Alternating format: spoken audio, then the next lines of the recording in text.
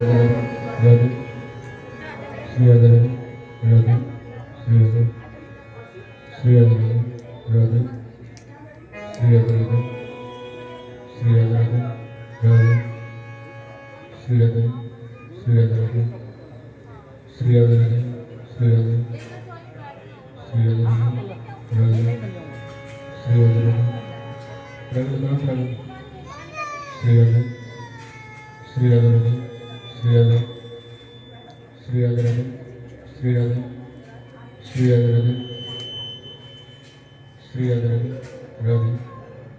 श्री राधे श्री राधे राधे श्री राधे राधे राधे श्री राधे श्री राधे राधे श्री राधे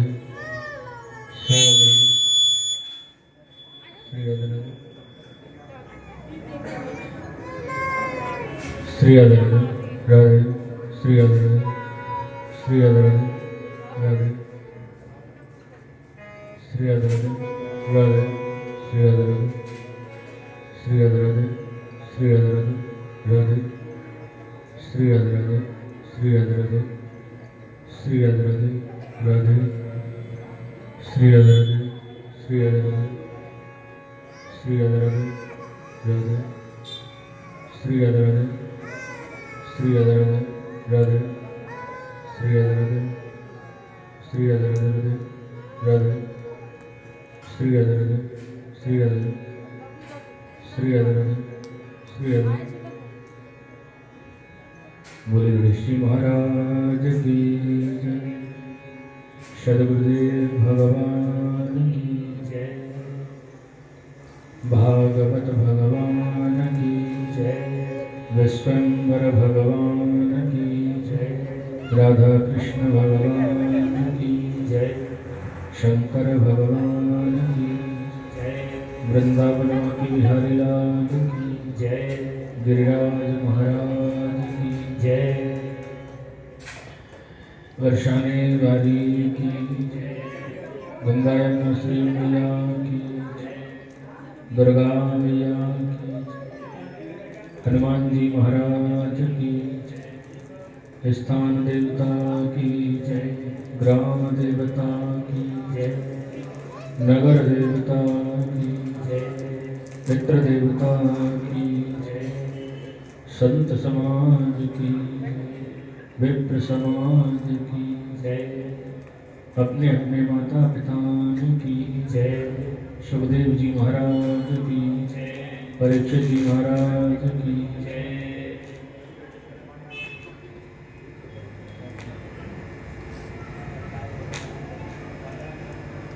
ठीक है।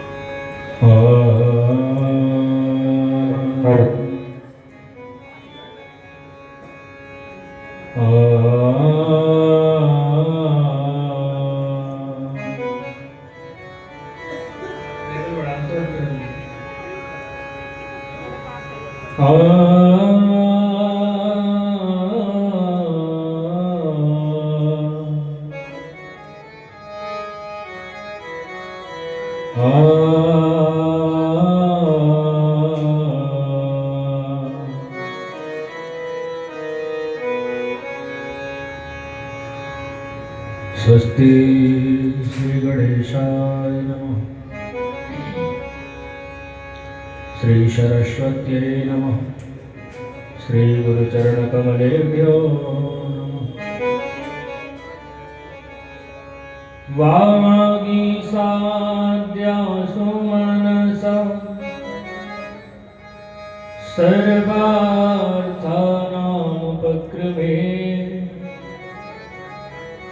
यं नत्वा कृतकृत्याशो तं नमामि गजाननम्। शुक्लं ब्रह्मविचारसार परमाद्यं तत्व्यापिनं लीनापुस्तकं धारणीं वैराजढन्धकारम् हस्ते स्फाटकमालिकां प्रयुज्य पद्मासने संस्थितां वन्दे त्वं परमेश्वरीं भगवतीं बुद्धे प्रणमसारम्।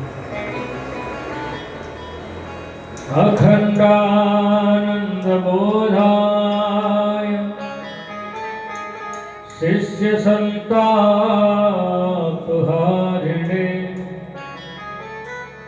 सच्चिदानन्दरूपाय रूपाय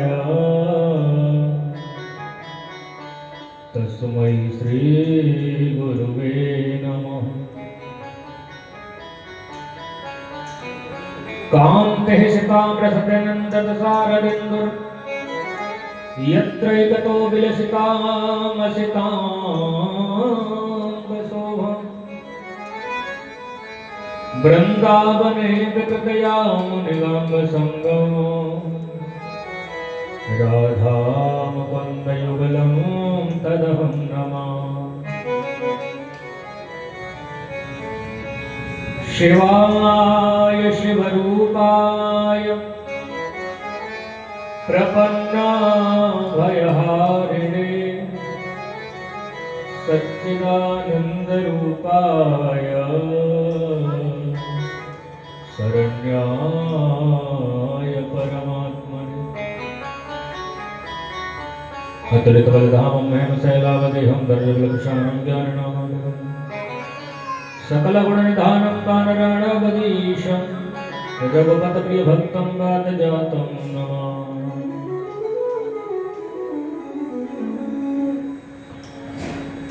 बंसी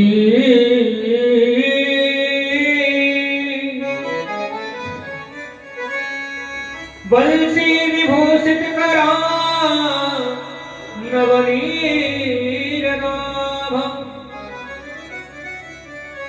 पीताम्बरादरुणबिम्बफलादरोष्टा पूर्णेन्दुसुन्दरमुखादरविन्द्रनेत्रा कृष्णात् परं किमपि तत्त्वमहं न जाने। यं प्रव्रजन्तमनुपेदमपेदकृत्यं दैवाजमोग्रेकादराजुहामपत्रीतन्मेदयादरगोग्रेदं तन्त्रभूतैर्देवमनुष। जय जय श्री राधारमण, जय जय नवल किशोर, जय गोपी जगचोर प्रभु, जय जय माखन चोर। वाचा कल्पतरुभ्यश्च कृपा सिंधुर्भ्येव च पतितानां पावनेभ्यो वैष्णवेभ्यो नमो नमः।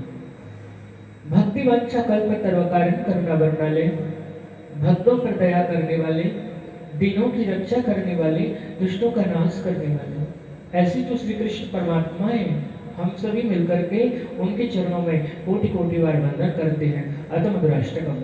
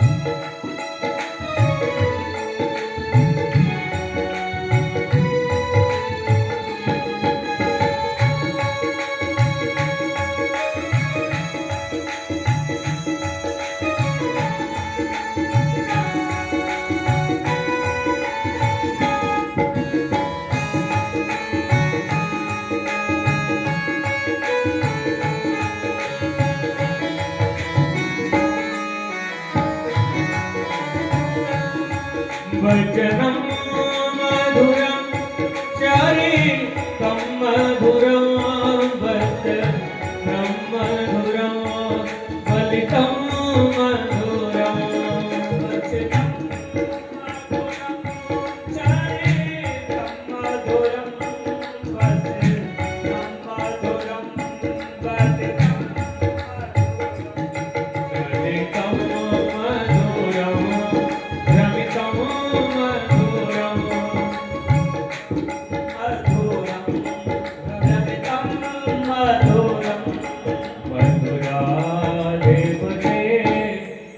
Govinda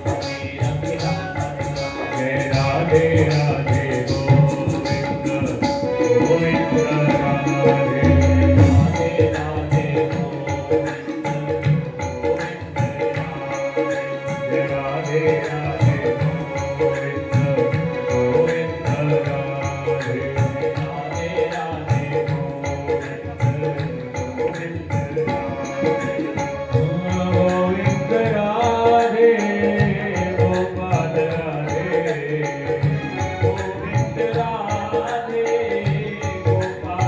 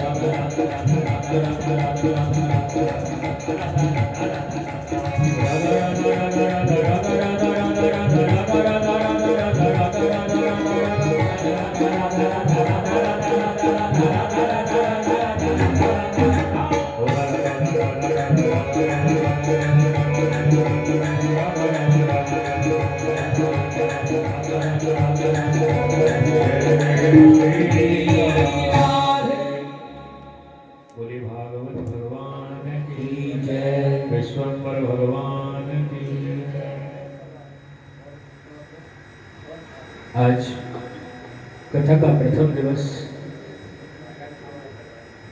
सभी देवताओं का आवाहन, उनका पूजन, जिसके साथ में आज श्रीमद् भागवत की कथा प्रारंभ होने के लिए जा रही है। और हमारा बड़ा ही सौभाग्य है और आप सभी का अपार प्रेम है जो इस समय बरस रहा है। और महाराज पहली बार ऐसा हुआ है जो इतने कम समय में हम दोबारा यहाँ पर आ गए। बोलो जय श्री कृष्ण। जय श्री कृष्ण। इसी से पता चल जाता है कि प्रेम कैसा है। 18-20 साल हो गई पर ऐसा कोई भी स्थान नहीं मिला जहाँ दोबारा इतनी जल्दी आगमन हुआ हो। भले ही प्रेम हो पर यहाँ वास्तविकता जो होती है वो सच्चे प्रेम की होती है। तो आप सभी का अटूट प्रेम, अटूट भरोसा, जिसके द्वारा आज हमारे यजमान परिवार के द्वारा यह जो श्रीमद् भागवत कथा प्रारंभ होने के लिए जा रही है, ये बड़ी ही अवर्णनीय है। एक बार यजमान परिवार के लिए तालियों से अभिवादन करें कि उन्होंने ये समय हमारे लिए ला दिया कि हम सभी बैठ करके भगवत कथा श्रवण कर रहे हैं। बड़ा ही शुभ संयोग है।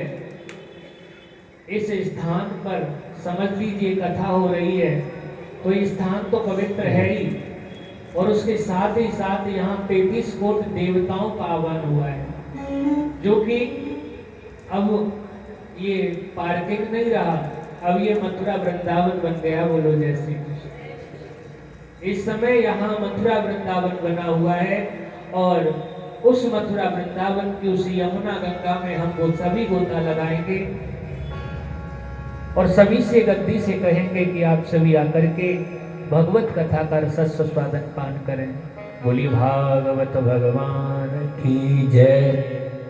कथा कीर्तन कुल विषय भव सागर की नाव, कह कबीर या जगत में और नाही कोई उपाय। जीवन में सांसारिक काम चलते रहेंगे और चलने चाहिए। शरीर को चलाने के लिए हमें सांसारिक काम अवश्य करते रहना चाहिए, पर हमारे महापुरुषों ने कहा है कि कर से कर्म करो विधि नाना और मन राखो जहाँ कृपा निधाना। संसार के काम भी करते रहिए और साथ में समय मिले तो भगवान की इस गंगा में डुबकी भी लगाते रहिए, तो दोनों तरफ से तो अपना कल्याण ही कल्याण है। न कुछ कहते हुए हनुमान जी को दंडवत प्रणाम करते हुए हम सभी भगवत कथा में प्रवेश करते हैं, क्योंकि सर्व प्रमुख जो हैं वो हमारे हनुमान जी महाराज हैं। मनोजवम मारुततुल्य वेगम जितेंद्रियम बुद्धिमतां वरिष्ठम। हमारे हनुमान जी महाराज जो वक्ता भी अच्छे हैं और श्रोता भी बहुत अच्छे हैं। श्रोता एकाग्रता से कथा सुनते हैं और वक्ता ऐसे हैं कि जिन जिनको कथा सुनाई उनको भगवान को मिला दिया महाराज। सुग्रीव जी को कथा सुनाई तो राम जी से मिला दिया, विभीषण जी को कथा सुनाई तो राम जी से मिला दिया, माता जानकी को कथा सुनाई तो राम जी से मिला दिया, और अंत में भरत जी को भी कथा सुनाई तो राम जी से मिला दिया। कथा का अंतिम लक्ष्य है प्रभु प्राप्ति, पर उससे अच्छी बात यह है कि जब राम जी जाने लगे तो हनुमान जी से कहा, हनुमान तुम भी चलो। हनुमान जी बोले कहाँ चले? बोले हमारे धाम साकेत में। बोले वहां चले तो जाएंगे, पर एक बात बताइए क्या? बोले वहां आपकी कथा मिलेगी कि नहीं सुनने को? तो राम जी कहते हैं, हनुमान जब हम खुद मिल गए तो फिर कथा की क्या जरूरत? हनुमान जी ने हाथ जोड़ के कहा, प्रभु जी आप मिलो या ना मिलो, पर आपकी कथा हमें अहिर्निश मिलती रहनी चाहिए और हमें कुछ नहीं करना है। ये मृत्यु लोक ही ऐसा लोक है जिसमें अनवरत हमको कथा सुनने का मौका मिलता ही रहता है। कुछ लोग कहते हैं कि हमने बहुत कथा सुनी है और सुनते रहते हैं, यत्र तत्र बहुत कथाएं होती हैं। तो भैया भले ही कथा मत सुनना, पर इस विषय में कुछ बोलना भी मत, क्योंकि जो इस प्रकार वर्ताव करते हैं वह कथा के महत्व को अपने जीवन से कम कर देते हैं। गोस्वामी जी महाराज ने कहा है कि राम कथा कि जेहि अधिकारी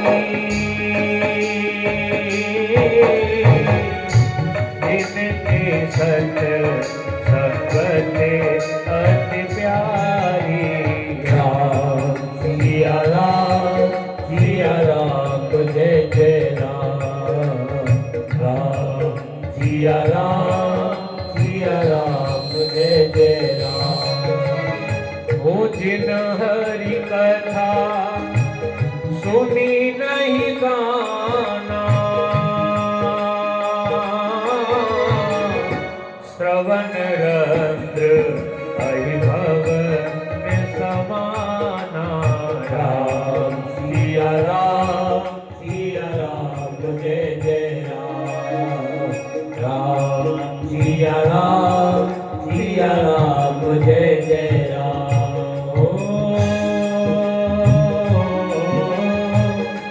राम कथा दे सुनत अघाई, रस विशेष जाना दिन नाही। राम सिया राम जय जय राम। राम सिया राम जय जय राम। महाराज जिनको सत्संग से प्रेम है, कथा सुनने का वही अधिकारी है। और जो कहते हमने बहुत सुन ली, तो समझ लीजिएगा वो कथा के महत्व को नहीं समझ पाता है। गोस्वामी जी महाराज ने तो इतना कहा है, जो कथा सुन करके कहे बहुत सुन ली, तो समझ लो उनके जो कान हैं वो सर्प के बिल के समान आर पार हैं। वो वास्तविक श्रोता हो ही नहीं सकता है जो कथा से तृप्त हो जाए। मानस में इतना भी कहा है, प्रथम भगति संतन कर संगा और दूसर रति मम कथा प्रसंगा। अर्थात दूसरी भक्ति वह है जिसको केवल कथा से प्रेम हो और किसी से प्रेम न हो।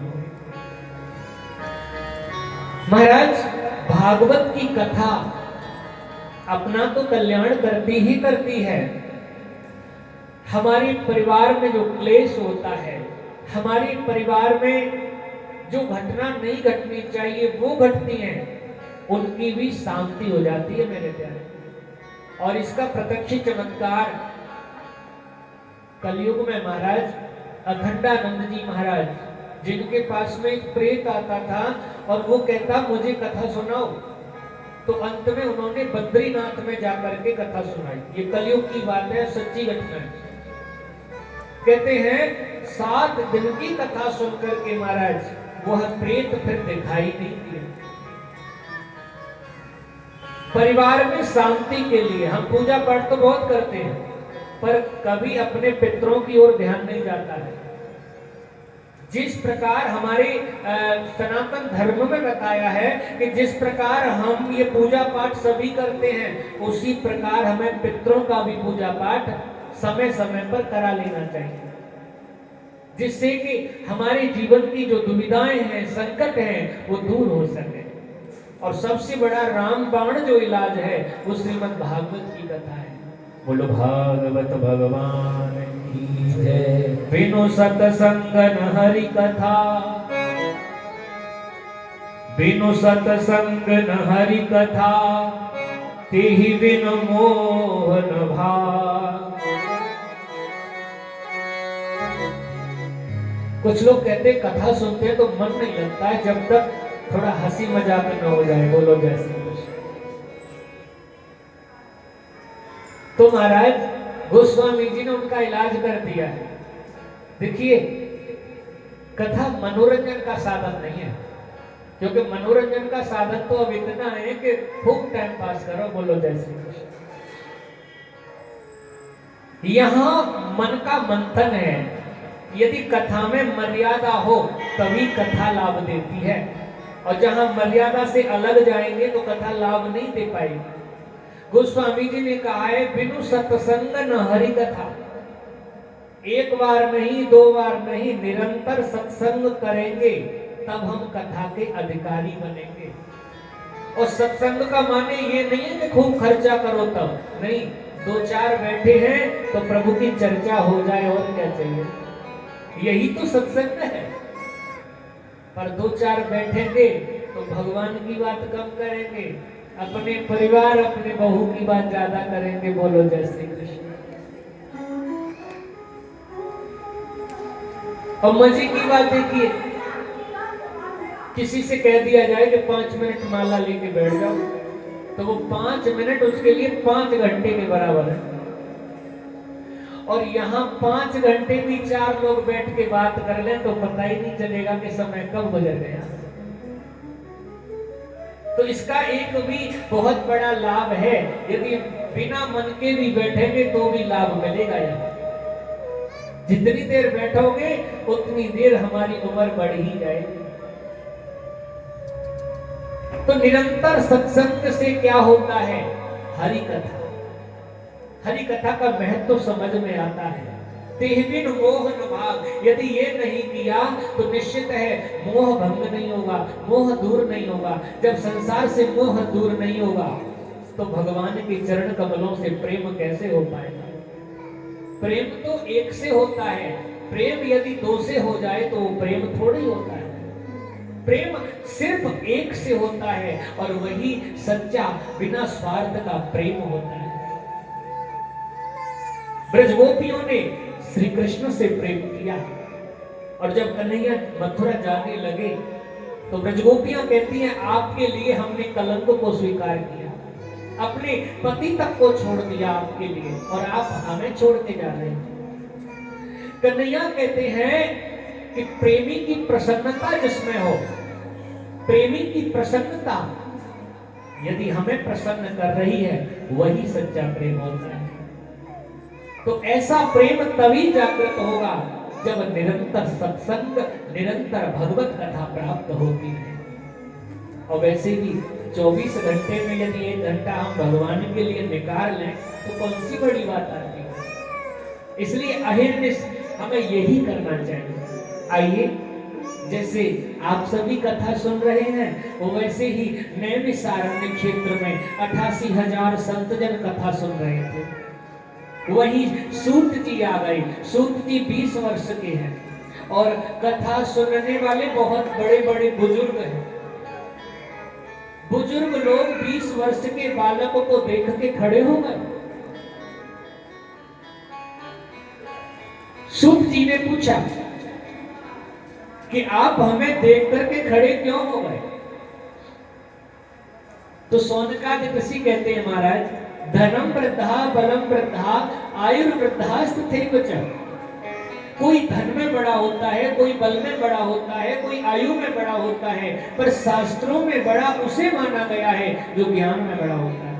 अज्ञान ध्वांत विध्वंस कोटि सूर्य संप्रभा सूताक्षाय कथा सारम मम कर्ण रसायन। हे सूत जी महाराज, आज हमें कथा नहीं, कथा का सार सुनाइए। और कथा का सार कुछ और नहीं है, वही श्रीमद् भागवत की कथा है। कृष्ण प्राप्ति करम शाश्वत साधनम तत्पदादुना, जो कृष्ण की भी प्राप्ति करा देता है यदि लगातार इसका श्रवण कर लिया जाए तो। ऐसी ये भागवत की कथा है। एतस्मात् परम किंचित् मनः शुद्धेन वेद्यते जन्मांतरे भवेत् पुण्यं तदा भागवतं लभे। मन की शुद्धि, शरीर की शुद्धि और वाणी की शुद्धि करने वाला कोई साधन है तो ये श्रीमद् भागवत की कथा है। इससे बड़ा कोई साधन नहीं है। और एक और बात, जिस समय ये कथा परीक्षित सुन रहे थे उसी समय देवता अमृत लेके आ गए। कहने लगे ये अमृत ले लो, और इसके बदले में बोले इसके बदले में ये कथामृत दे दो। वो अमृत जो अमर कर देता है, उसके बदले में कथामृत लेना चाहते हैं। तो इसका अर्थ सीधा सा है, ये तो अमृत से भी बढ़ के है कथा। अभक्ताय विज्ञाय न ददौ स कथामृतम श्रीमद् भागवती वार्ता सुराणामपि दुर्लभः। ये जो आज हमें सुलभ हो रहा है ये देवताओं को भी दुर्लभ है।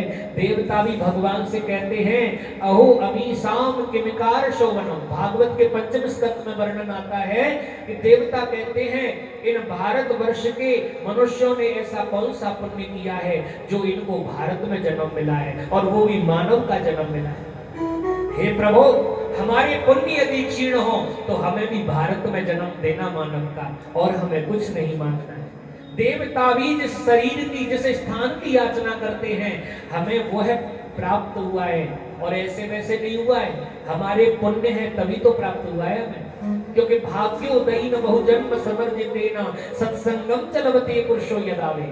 जब हमारे पुण्य एकत्रित होते हैं तब जाके हमें कोई बड़ा लाभ प्राप्त हो जाता है। जब जब हमारे जीवन में कोई बहुत बड़ा लाभ हो तो समझ लेना हमारे पुण्यों का समूह एकत्रित हो गया, तब हमें ये लाभ प्राप्त हुआ है। ऐसी कथा नारद जी ने भी हरिद्वार में सुनी थी सनत कुमार के द्वारा। तो सौनकादि ऋषियों ने प्रश्न किया कि कब, क्यों, कैसे सुने। तो कथा सुनाते हैं, एक बार नारद जी महाराज बीना बजाते हुए, हरि गुणगान करते हुए ऊपर से नीचे चले आ रहे थे दुनिया वालों को देखने के लिए कि दुनिया वाले रहते कैसे, शांति से रहते हैं कि अशांति से रहते हैं। यही देखने के लिए नारद जी आ गए। श्री कृष्ण गोविंद हरे मुरारी, हे नाथ नारायण वासुदेवा। श्री कृष्ण गोविंद हरे मुरारी, हे नाथ नारायण वासुदेवा। हे नाथ नारायण वासुदेवा, हे लक्ष्मी नारायण वासुदेवा। हे नाथ नारायण वासुदेवा, हे लक्ष्मी नारायण वासुदेवा। श्री कृष्ण गोविंद हरे मुरारी, हे नाथ नारायण वासुदेवा। श्री कृष्ण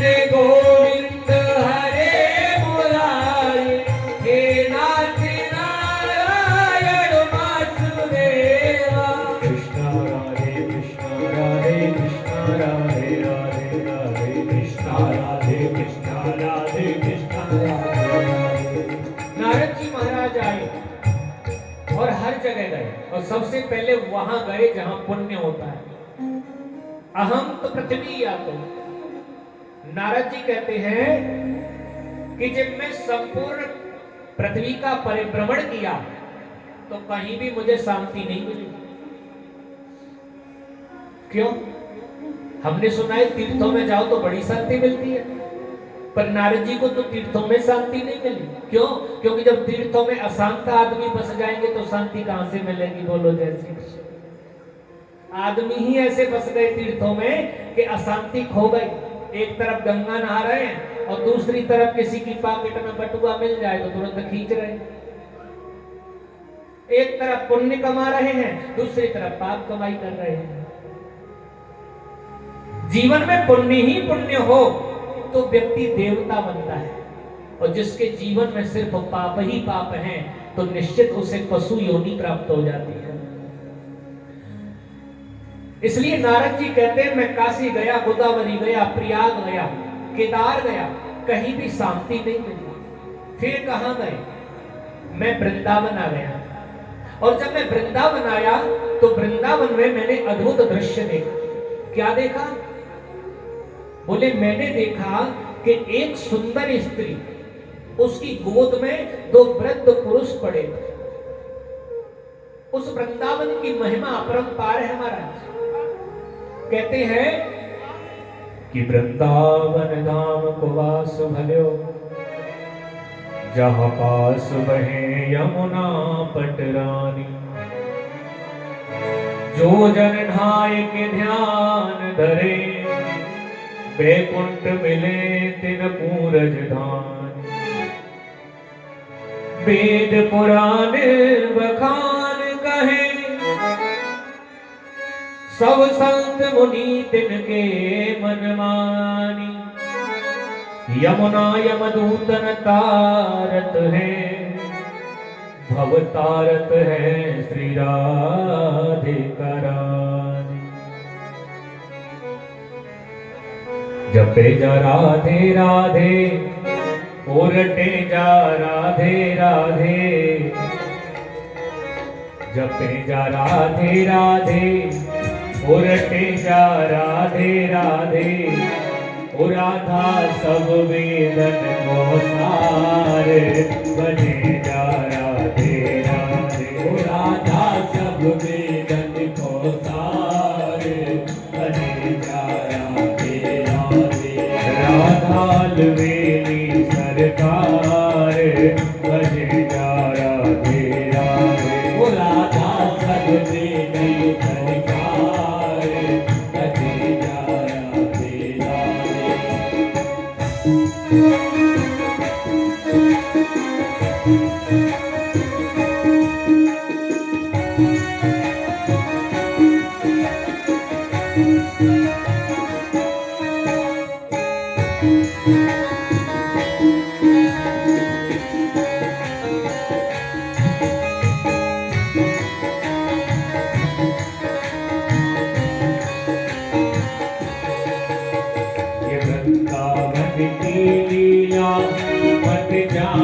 गुड़ को चीला, ये वृंदावन की लीला।